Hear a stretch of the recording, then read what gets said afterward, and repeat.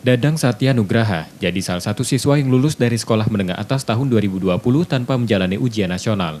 Karena pandemi COVID-19 sejak beberapa bulan yang lalu, membuat Kementerian Pendidikan dan Kebudayaan Indonesia meniadakan pelaksanaan ujian nasional.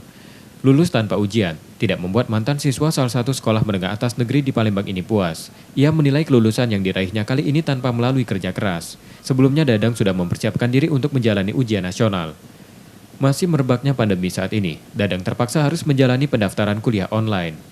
Untuk pendaftaran kuliah online, Dadang menilai berbeda karena cukup efektif, karena tidak perlu datang langsung ke universitas yang menjadi tujuannya. Sedih, karena kita udah latihan simulasi, terus udah belajar kan. Apalagi teman-teman udah pada ikut les-les lulus ujian nasional, pas tahunnya nggak jadi itu kan. Nggak ada tantangannya, jadi nggak kayak tahun kemarin kan, jadi lulusnya nih kayak nggak berkesan. Tiba-tiba kita diliburkan, tahu-tahu lulus. Ya lebih mempermudah, kita nggak harus datang ke lokasi untuk ngasih berkas-berkas, tinggal langsung login terus masukin data-data kita di situ, udah selesai.